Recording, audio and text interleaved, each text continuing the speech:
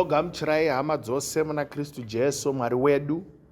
Zita rangu ndinoitwa Pastor Shoniwa.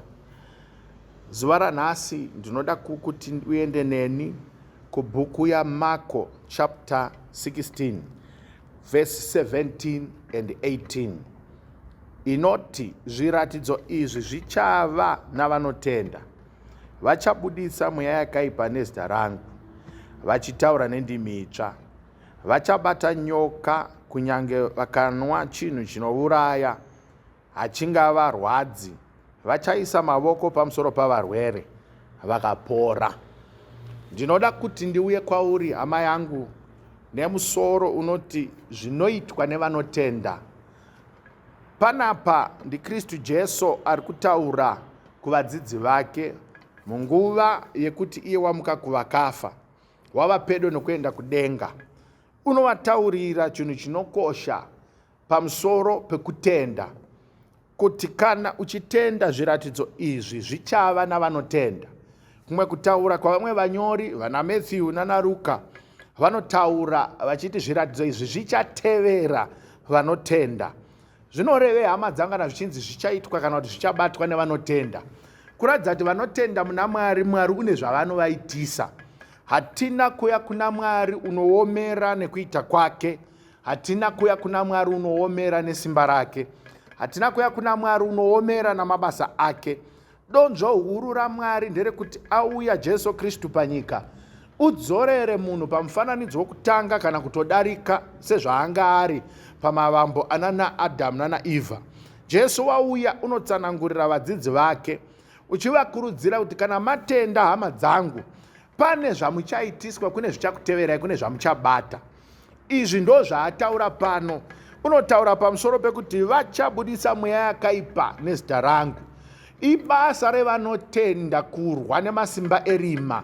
Ibasa revanotenda kurwa nemabasa ewakaipa. Ariko madhimoni, hapana kunyorwa kuti zvinoitwa navafundisi, hazvina kutaura zvinoitwa navaapostora, hazvina kutaura kuti zvinoitwa navaprofita. Zvakanzi zvinoitwa kune vanotenda. Zvichabatwa nevanotenda. Vachabudisa mweya yetsvina, vachabudisa mweya yakaipa nekuda kwezita raKristu Jesu.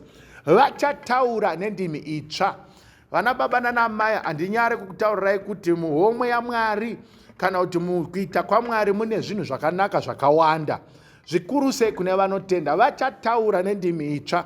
Vamwe vakanzwa vanhu vachitaura nendimi vanoti hameno zvikuitika pavari. Nyambisirwa zvinhu zvikuitika maringe kune vanotenda. Unonzwa pamberi pacho achiti vachabata nyoka, kunyange vakamwa chinhu chinouraya havangarwadziwi.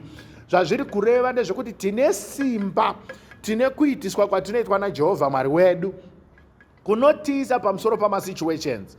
Nyoka dzinongorepresenta zvinokuvadza, zvinomwiwa nezvinouraya zvinorepresenta zvinokuvadza nezvinorwa nesu. Iye Mwari pachake akati regai nditi kana vatenda vazvikwanise zvivatevere. Umwe nomwe anotaura kuti ndinoteverwa nemamhepo kumusha kwedu, ndinoteverwa neminyama, ndinoteverwa nechakati. Mubvunzo wangu ndekuti unotenda here? Kana uchitenda, uchaona kuti Mwari unokutendedza kuteverwa nenyasha. Mwari unokutendedza kuteverwa namabasa makuru. Mwari unokutendera kuteverwa nezvinhu zvinoshamisa. Ukaverenga Mapisarema 23 unoti unyoro nenyasha zvichanditevera kwamazuva namazuva. Ndamira pano hama dzangu kundikurudzire kuti tikatenda upenyu hwedu hunoreruka. Tikatenda tinokunda matambudziko. Tikatenda tinokurira zvinhu zvinoda kutiwisira pasi. Ndinofara kuti Jesu haana kungotisiya tichinzi kana tatenda tinongosiririsa. Upenyu hwemutenda hauzokuisa musoro parutivi. Upenyu hwemutenda hauzokusiririsa nekunzwirwa tsitsi. Upenyu hwemutendi ndewekuteverwa nenyasha namabasa makuru. Unonzwa pa18 achitaura achiti vachaisa mavoko pamusoro pavarwere vakapora.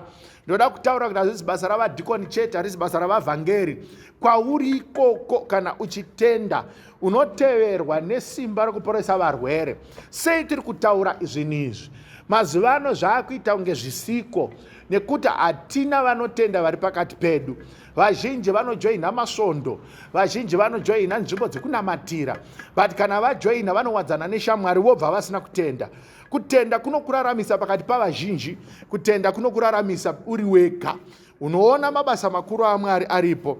Hama dzangu, kune zvinotevera vanotenda, kune zvinobatwa nevanotenda, kune mabenefits, kune zvinotambirwa, kune zvinonakidza kune vanotenda.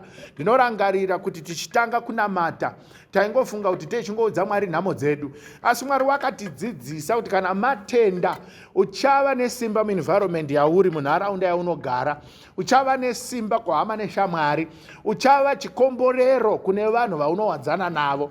Unoita chikomborero sei? Unova chikomborero nokuti unoteverwa namabasa ezvinowanikwa pane vanhu vanotenda. Mwari mupenyu, unotamba, unofara, unonzwa kusununguka kuti ndine vanhu vangu. VaHebheru unonzwa achitaura achiti, naiye Mwari haazonyari kuti tinzi vana vake, nekuti vana vake vanoonekwa nezvinovatevera, vana vake vanoonekwa namabasa avanobata, vana vake vanoonekwa nezvinhu Mwari zvaakavapa. Zvakafanira kuti pamba penyu mwana wenyu unotoonekwa kuti mwana wenyu maringe nehembe dzenyu. Ukaona mwana achiita senge ari kurarama senherera iye ane vabereki, kuratidza kuti vabereki vari kutadza kupa zvinhu zvinotevera mwana. Asi Mwari wekudenga wakatendeka kuupenyu hwedu, wakatipa nyasha, ukatipa Kristu Jesu. Jesu mwecheteyo kuti kana mukatenda kwandiri muchaburitsa mweya yetsvina, muchaporesa vanorwara.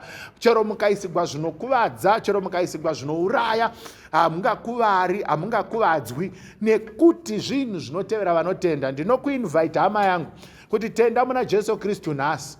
Pamwe pacho kurarama hakuna anokubetsera, asi kutenda ikoko kunokuburitsira simba, kunoburitsira makomborero.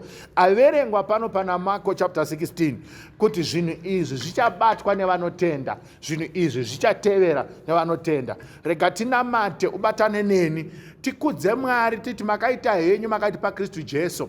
Zvatinotenda maari hatisi kuzoteverwa nejambwa, hatisi kuzoteverwa nemunyama, hatiteverwi neurushaishai, hatiteverwi nezvingapomerwa navanhu, nekushoropodzwa, nekushurikidzwa. Tinoteverwa namabasa anotevera vanotenda. Tinobata mabasa anobatwa nevanotenda. Tikotamuse uso tinamate. Ndinokutendai Mwari, munoshamisa Ishe wedu, makavimbika nekutendeka. Zvatakatenda mwanakomana Jesu, hamuna kutitendera Ishe wedu kuti tirarame tisina nhoroondo yatinosara nayo. Tine nhoroondo kunaka kwaMwari wedu, kuti vanotenda vachabata mabasa aya, vanotenda vachateverwa nezvizvi, kuti vanoporesa vanorwara, vanotaura nendimi itsva, vachadzinga mweya yetsvina ichienda nezita renyu, vacharopafadza vanhu munharaunda mavo, vachapiwa zvinouraya, havangafi, nekuti makatipa simba pamusoro pezvinhu zvose, nekuti takatenda mumwanakomana. Imiwa makatenda. Shoko renyu rinotaura kuna mabasa avapostori chapter 17 kuti Mwari wakada munhu, ukatuma munhu waakatenda, ukapa simba kuti vose vanotenda maari vabude murima vapinde muchiedza, vabve murima vauye kusimba raMwari. Ndakutendai nekusingapere muzita raIshe wedu Jesu Kristu. Amen. Mazvita hama dzangu, Mwari akuropafadzei.